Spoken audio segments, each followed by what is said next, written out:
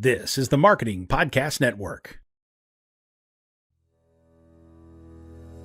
Welcome to Uncorking a Story, the podcast that introduces you to the rich world of storytellers who share their personal journeys, creative processes, and the stories behind their stories, one conversation at a time. I'm your host, Mike Carlin, and I'm thrilled to be part of your writing journey. If you're an aspiring writer, a literary enthusiast, or simply someone who believes in the transformative power of words, you've come to the right place. Every week, we'll pop the cork on the world of successful storytellers and give you a healthy pour of inspiration, insight, and empowerment. My mission is to help writers like you realize your full potential through the transformative and therapeutic power of writing. Whether you're just starting your literary voyage or looking to refine your craft, I'm here to provide you with the knowledge, inspiration, and encouragement you need to embark on your own storytelling adventure. So, are you ready to uncork your story and let your creativity flow? Uncorking a Story is about to begin. Sit back, relax, and let the transformative magic of storytelling whisk you away. Welcome to Uncorking a Story. In 2016, Kitty left her job as an NBC assistant editor in Los Angeles, California, for her hometown of Portland, Oregon, to walk, stumble, crawl with her mother, Gloria, living with vascular dementia to death's door. While doing so, she authored the caregiver blog Stumped Town Dementia, writing tales of dementia life, not dementia death, which resonated deeply with readers around the world. After her mother's death in 2021, Kitty created and directed Wine, Women, and Dementia to honor this journey with her mother, to spread awareness of the caregiver side of the equation in the swinging dementia lifestyle, and to celebrate family caregivers, to let them know they are not alone and that they are worthy of being seen and respected alongside their dementia person on this difficult road to the end of life. Welcome to Uncorking a Story, Kitty. Thank you. That's a hell of a run-on sentence I got constructed there. It's a long one, Kitty. The one that really got me was swinging dementia lifestyle, which sounds like something that might happen in the villages, but I don't want to, presume anything here. Oh, I can't think of any lifestyle I've ever been exposed to that is more swinging than dementia. So trust me, it is all swinging all the time, and you're just trying to keep up with wherever it swung to. Well, let's start at the beginning. Where does your story begin, Kitty? Well, as far as writing went, my story, I guess I've always, well, for one, I'm from Portland, Oregon, and we're a huge DIY town. We always have been. It was, nobody told us we couldn't do things, so we just did them. We started bands, we were on stages and cabarets and doing all kinds of things. So I've always had this sense of confidence. If I wanted to take something on, why not? I've seen other people do it, and some of their stuff sucks, so I think I can do better than that. So that's kind of always been my outlook. And then I worked in nonprofit theater for a long time. So I was always around really good stories, great stories, things that I would have never been exposed to. And then I went into network television, and I was an assistant editor. And again, just getting exposed to really creative people, good stories, got some information about how that back end part works, how you put these stories together. So when my father died and I had to give all that up, I came back here, and my sister and I first had to figure out Mom very quickly, and where she was at and what we could do and how we could pull it together, because we weren't in a very good place, my sister and I, at the time. And then a couple of years later into that, we'd gotten a good routine going and we kind of knew what we were doing. I just really missed having something creative to do. So, my sister was here 2 days a week or 3 days a week when she was taking her turns with Mom, and I lived in the house. And on those days when Lexi was here, I was like, why am I not writing? Why am I not doing something? Because I clearly need something away from Mom and those demands. And that's how I started the blog.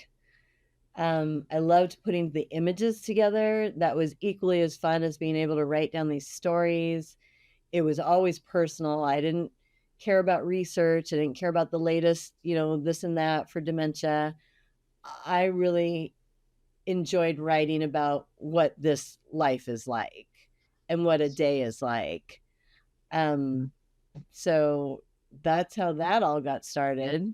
So kind of looking to writing as an outlet for, for what you're going through. And I imagine that because it's not a research driven thing, like you mentioned, it takes a tremendous amount of vulnerability to put yourself on the page like that. Did you find it difficult at first, or was it more natural for you? No, it was pretty natural for me. It was a really good way to process what was going on because I wasn't the greatest caregiver. My sister was better at it than I was, and I leaned on her a lot or watched her a lot to see how she was better and how I could improve. But there were some really tough days for me, and even I could write about those, and it would just help me like stand back and look at the whole thing that happened, the whole instance that is upsetting me, and my response to it was upsetting to me, and really process like, well, okay, here's how I did it, and here's how wrong that went. you know, because dementia could care less. It's like, all right, so let's just talk about this in my own head so I can figure out next time maybe do something different, and also let other caregivers know that, boy, if you're anything like me, you're going to screw up royally a lot. And here's how I'm processing it and figuring out ways to be better. And, it was hugely healing in a Yeah. journey that doesn't offer a lot of that. It's almost like forget about shingles, dementia doesn't care. Oh, it does not. It doesn't give two shits about what you want to do and It's when you like want to do it. it's like the honey badger, it just doesn't give a shit.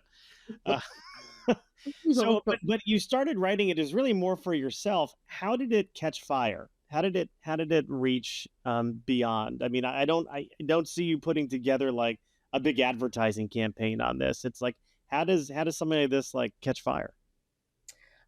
Well, I started with reaching out to some of the larger Alzheimer's organizations.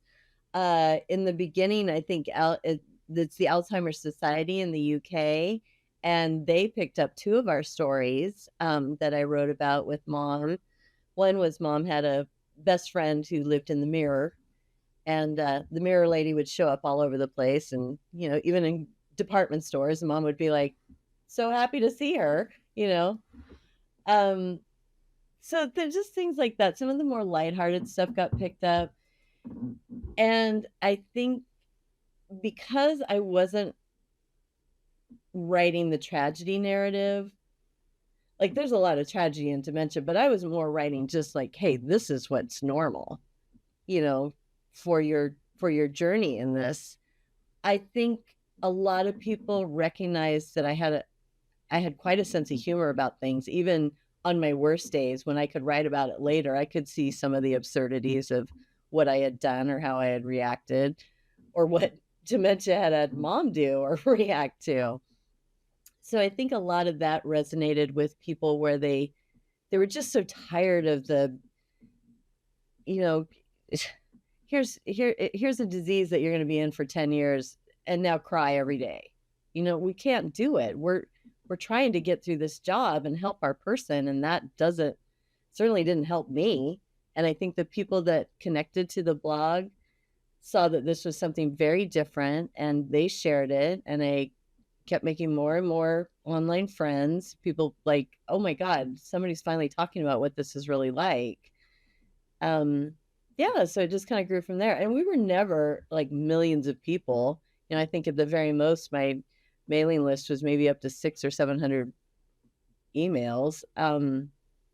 But it just, people would swing by and have a laugh in the middle of a day that was really hard for them, or maybe see a different perspective about what was going on and think, hey, I think I can think a little differently about this too. And maybe that'll be helpful for our journey also. Yeah, but I think one of the themes that always comes up on this show, whether I'm talking to people who are writing fiction or memoir or nonfiction, is this therapeutic power of writing, of sitting down and just like getting something, out of your body, out of your soul and onto a page somewhere. So some people think about it like I've had people talk to me about it's like going to confession, where you're getting something out of you and you're putting it out there and you just kind of feel lighter afterwards. And it sounds like you might be able to relate to that therapeutic part of it anyway. Absolutely. Yeah. That was it. That was the best benefit of it. Getting to meet people all over the world was really cool too. But without that outlet for me, I probably would not have been successful in getting my mom through this. Yeah. And I always loved words. I always read the great stories, and I always loved friend of the classics. I love to play with my words. I love the images that I could come up with to kind of give people a different sense of dementia. And yeah, it was really cool for me. But it wasn't just getting your mom through it was getting you through it too. Yes, definitely. Yeah. And then in turn helping other people go through it as well. That um was a benefit. Yeah. I'm curious as to then kind of going from the blog and of course after your mother's passing to putting together the documentary film, and you clearly had a background in editing. Talk to me a bit about the filmmaking process and kind of what you learned about yourself on that journey. Yeah. So even before mom died, and we took care of mom for 5 years before her death. And even before she died, I just had this sense that I needed freedom. I needed to be, once this event takes place, I need to get out of here for a while. Um, and again, I had made friends with all of these people online, and I thought to myself, hey, I want to go see them. I just want to get in my car, drive away from this house, drive away from this city, and I want to go see these people and just talk about what we've been through and what some of them were still going through. Um, and that's how it got started. I had 5 people in particular that I was like, these are the people I'm going to go see. If they're going to open the door, I'm going to come in with a bottle of wine and we're going to talk. Um, and as I thought about that, I thought, well, maybe these conversations would be helpful for other caregivers. And that's how the idea of the documentary came about. The other reason I was able to do this was, yeah, my mom and dad had started life in abject poverty, and my sister and I had started life in middle class. While mom and dad worked their way up, Lexi and I worked our way straight down. So when all was said and done, there was still a little bit of inheritance for my sister, myself, and my nephews. And that's another reason why I could make this documentary, because I could self-fund it. Mhm. And that's what I did. So my nephews promptly blew their money on Bitcoin right before the crash. My sister wisely bought herself a modest retirement home, but she did in Portugal. So we'll see how that works out. And I blew mine on a dementia family caregiver documentary. And I guarantee you, wherever my father is right now, he is like, I cannot believe that kid spent my hard-earned money on an art project. Well, I mean, having seen it, it is a wonderful film. I was able to see a screening of it a few months ago in my town of Stamford, Connecticut, thanks to an organization called Silver Source, um, who I do some work with. But kind of going through the process, do you think that was money well spent? Let me play the role of your dad for a minute. It's like, Kitty, do you think you spent my money wisely? I think you'd have a few curse words in there, but yes, actually I do. Not from my father's point of view. 10 years from now, I may be living out of a shopping cart hawking DVDs to try and get money for smokes. Um, but I have been amazed at the response to this film, and I knew what I wanted for it, and I hoped it would reach that, and it's gone beyond that. And that's given me this film, myself putting it together, and the people who really helped me shape it, the post-production team, we've made something incredible. And it's showing caregivers not how to get through this journey, but it's showing them how a bunch of other caregivers got through it. And maybe they can see it and take something out of this film that they can use in their own journey, or maybe they can watch it and go, wow, okay, so now we really know how we don't want to do this. We've just eliminated all those options. Um, and people see themselves, caregivers see themselves for the first time. When they come out of the theater, I am overwhelmed by the embraces, the tears, the onslaught of gratitude, because it's the first time that they've been represented in this journey. So much of it focuses on the people living with dementia, as it should, but we've had no representation. Well, there's very few other films or programs that have even bothered to talk to the caregivers. And that's huge. That's huge for these people. And that's been life-changing for me. Knowing that I've done, kind of the hot mess that I've always been in my life, I've actually finally done something really good. Well, I mean, it is true. Caregivers are largely unseen, because all the time and attention, the focus is on the person who is, sick or dying. But the person who's standing behind them and who's getting them dressed and who's getting them to their appointments and feeding them and bathing them and taking care of their other needs, it's easy to feel invisible in that situation. And then, with dementia, you've got somebody you're taking care of who may not be able to, or likely is not able to say thank you or to mean it. Maybe they hold resentment towards you. So it's almost like a dagger going into you. Like all those other things are terrible, and then then all of a sudden you've got somebody who doesn't know why you're there. So And doesn't want you to be there, and is a little annoyed that you're even standing in front of them. Right. Trying to get them to take pills or eat a sandwich, or yeah, you've nailed it. That's very, very true. And my mother lost her vocabulary pretty early on. By the time we took over in 2016, she didn't have a whole lot of words left. But I tell you, until the last month of her life, she was still able to say thank you every time you handed her a chocolate milkshake. Then it was thank you, like some Marilyn Monroe little soft whispery thing coming out, and I would just, my heart would just soar. It's like, okay, she was pissed about this, and I had to shower today, and she was really mad about that, and this and this and this didn't go well, and she spit pills at me, but boy, I handed her a chocolate milkshake, and my goodness, her face just lights up, I can relate to that. My mother is 90 years old. She'll be 91 in August. And she suffers from dementia. Although, with hers, it's age related. So, we're not seeing major personality changes. It's just that she doesn't remember her goddamn thing, except, she remembers who we are. She remembers facts. She can sit in front of the piano and play something she learned by ear in 1950. Isn't that But crazy? it's unbelievable how deep like music is stored in the brain. But, she won't eat. She hides her pills. And if you hand her a Tootsie Pop, you will be her best friend.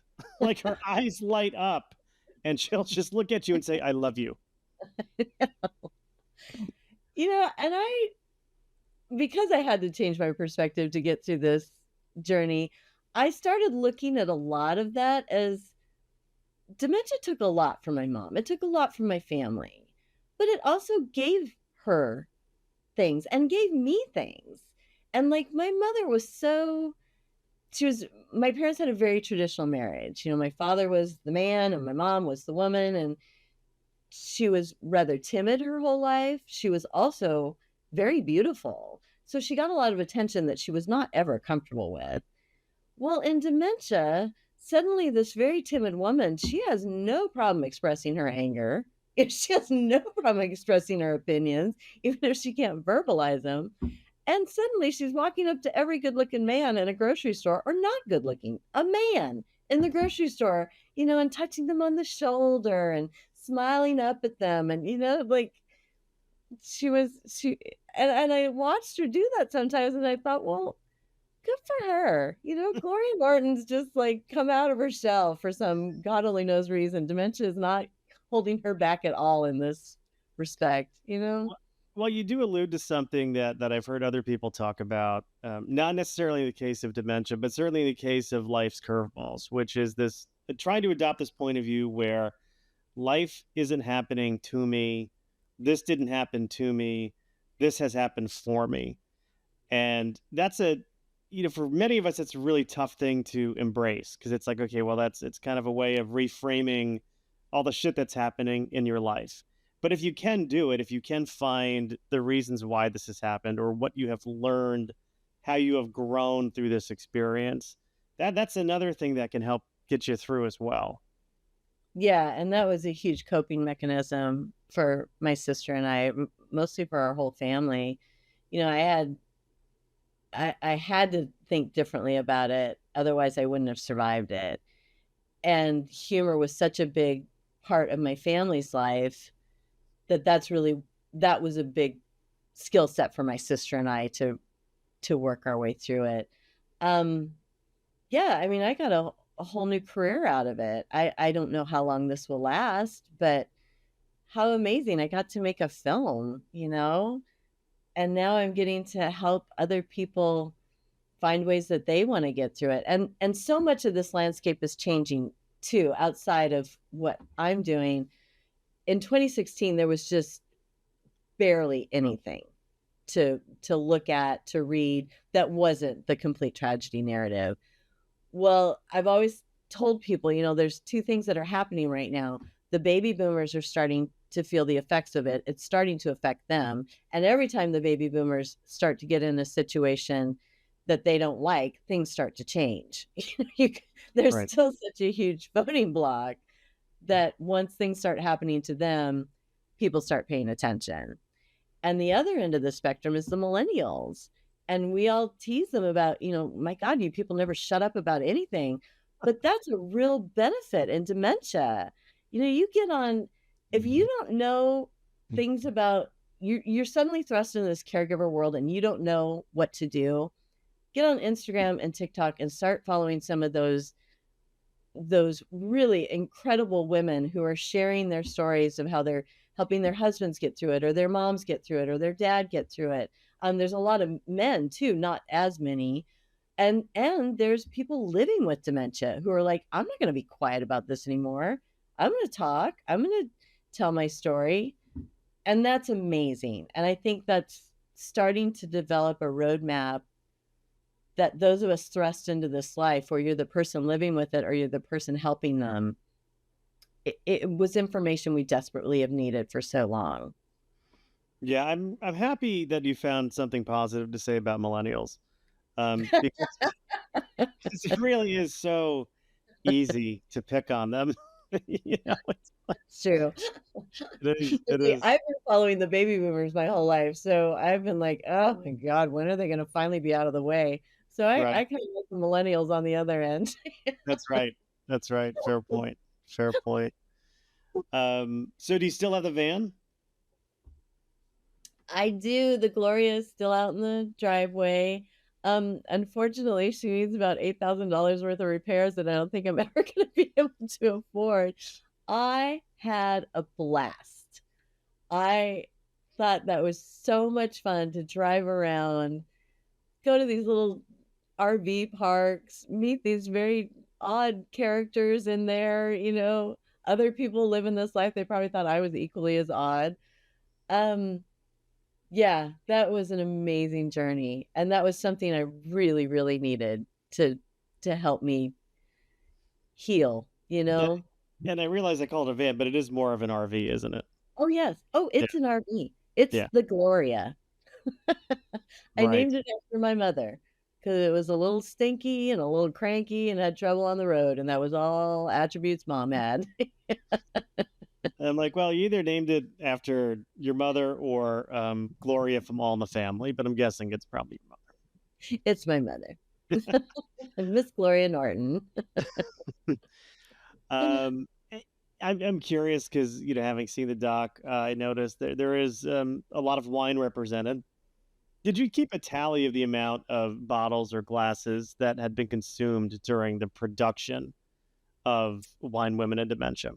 Well, actually, that's pretty easy to do because the wine was donated. We live in the Willamette Valley, which is not quite up to Napa standards, but it's a really big wine producing area in the world. So we had a lot of wineries we could go to and say, "Hey, we're doing this, and your bottle's going to end up in the film, and would you like to donate?" So we had 4 cases of wine Okay. and donated, and I shipped them to people because we didn't want to take on that extra weight in the RV. So yeah, it would be showing up, and some people would have a half a case, and other people we kind of knew we were going to be getting low for their next production stop, so we'd send somebody else a full case so we could pick up more on our way and just keep going. Yeah. Yeah. And what I love, aside from the wine, because I am a wine guy, but you're just so authentically you in this documentary. And these people are so like authentically them. You just had a way of bringing them at ease, I think. With just the wine helped. And there's a lot of smoking in there too. There's, there's a couple of cigarettes, That's me. Yeah. but you bring your authentic self into it, which I think is, it's wonderful. It's just wonderful to see.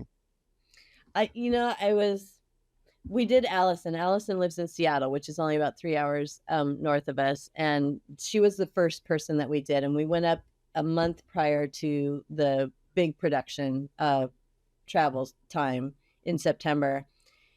And I wanted to do that to just try out equipment, try out this crew that I had got a DP and a sound guy, and come home and be able to look at the footage and make a final decision. If this isn't going to go anywhere, then let's not do this September tour.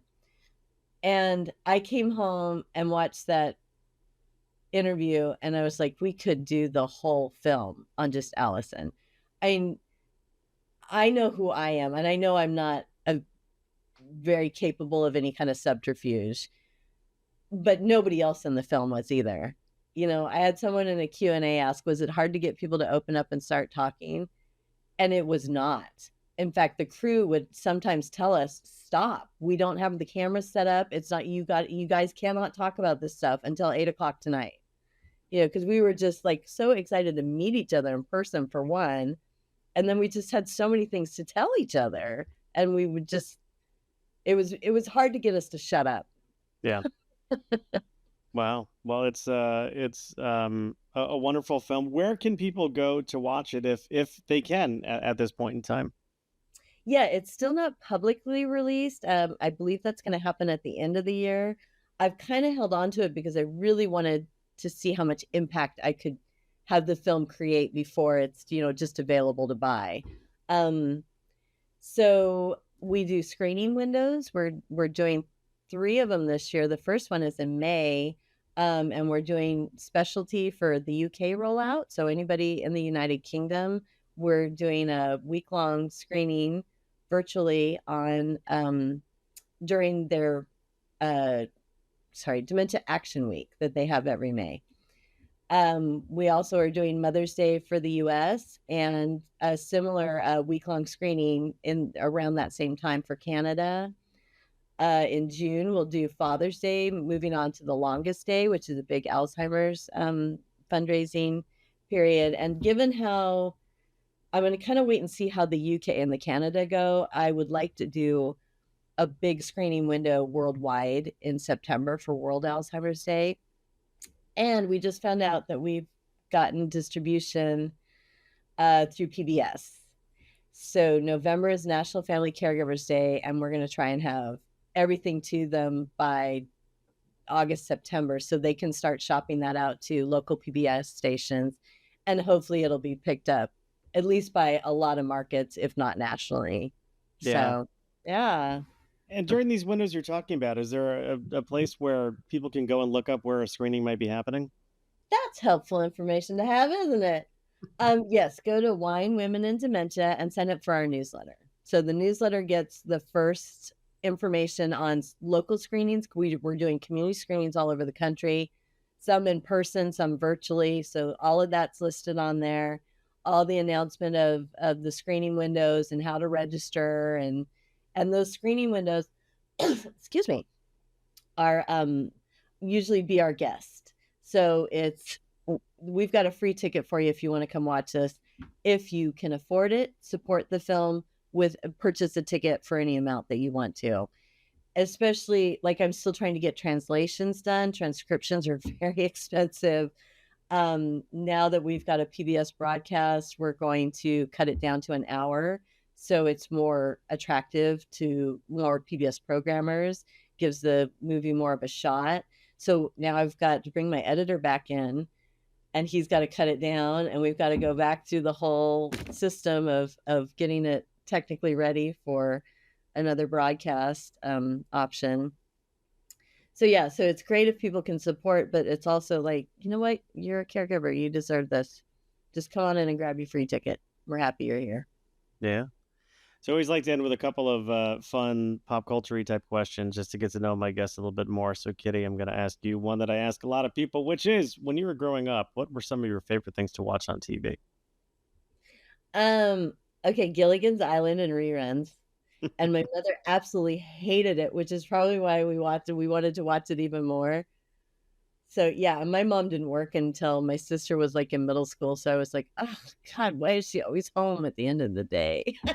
Why did what did she have against Gilligan? What did she have against I Gilligan? don't know, but boy, she hated it. If she even heard it on TV, she would lose her mind. I mean, there is a lot to pick on about the show, though. I mean, if you think about it from the lens of somebody who's older now, right? So they're on this island, right? Yeah. Cannibals randomly show up at different times, like the natives, if you were allowed to say that. And then they just disappear for like seasons on end. So number one, what happened to the cannibals? Number two, if the professor can build uh, an exercise bike that creates electricity to power a radio, Right. why can't he fix the boat? These are big issues that when you're a little girl, you don't think about. You just love Ginger's outfit and Marianne's ponytails. That's all you want to do. You just want to be those two girls. I loved the BBC show Monty Python, and that was one that was really fun because my dad would let me stay up to watch Monty Python with them. So I thought that was I loved Monty Python, the Flying Circus, and I did the movies too. I just saw Spam-A-Lot on Broadway with my son, which was basically a stage production of The Holy Grail, which was a lot of fun. I mean, just absurd comedy. But well, we had Portland Wrestling came on Channel 12, and then once that was over, you could switch over to Monty Python, and I can't remember the other one. The other BBC show. Benny Hill. Benny Hill? Benny Hill. Yeah, he always had like scantily clad women at the end of it, like running around in like fast forward, Yeah, they only had like one word to say, and then they teetered off in their little boobs and their high heels, and yeah, it was hilarious. I mean, it offended me, but I guess No, what about music? What'd you like listening to growing up in Portland? Well, I was a pretty typical kid. One of the coolest things about music in my area is when punk really started to hit here. And we were such a small little town. Nobody came to us. If they went up to Seattle, Seattle was lucky, but mostly everybody just stopped in California. So we had a huge underground scene, and it started with punk. It was a lot of experimental too, kind of punk experimental, and then of course grunge, and that was, I mean, I remember seeing Nirvana at the Blue Gallery, and they absolutely sucked because they were so messed up. It was still fun to see them, but we all just had a little tape of them at the time. We didn't know what they were going to be, but I do remember when they just started to hit so hard. It was like, oh my God, don't you remember? We went and saw them at the Blue Gallery, and they were like, oh yeah, they were a terrible show. So we had a lot of that. A lot of the Seattle bands would come down, and then we had our own bands, and that was a really amazing time for me. So I was a little bit older. I wasn't a teenager anymore, but that was just a scene that was a pleasure to be a part of. Yeah. Yeah. And then lastly, if you can go back in time and whisper some words of advice into the younger Kitty's ear, what would you tell your younger self?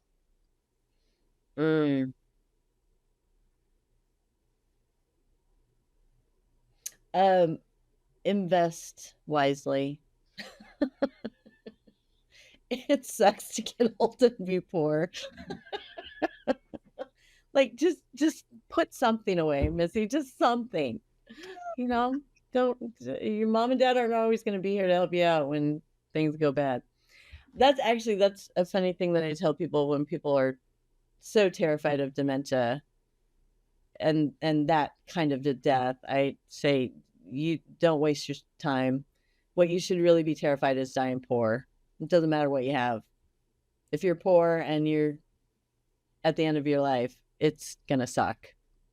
So that's what you need to be afraid of. Everything else is doable. All right. Well, very good, Kitty. Huh? I know we can't end on that one, I don't think. Sorry. Why don't we end on where people can learn more about you if they're so inclined? Social media, or I know you gave out the website before, but we can do it again. Yeah. winewomenanddementia.com. Instagram and on Twitter and on Facebook, LinkedIn. Yeah, you can find us just about anywhere. WWD documentary or Wine Women and Dementia spelled out. Yeah, come talk to me. Come tell me your caregiver stories, man. That's what it's all about. You deserve to be seen, heard, and celebrated. And that's what I'm here to do for you. There we go. Now that's our one to end on. So, Kitty, I will say thank you so much for stopping by Uncorking a Story and letting me uncork yours. Thank you for having me. This was very fun.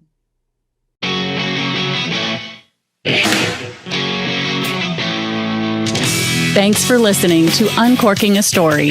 If you'd like more information about today's guest or to find out more about Mike, go to uncorkingastory.com. If you enjoyed the show, please subscribe, rate, and review us at Apple Podcasts, Spotify, or wherever you get your podcasts. Tune in every week to hear Mike Carlin uncork a new story.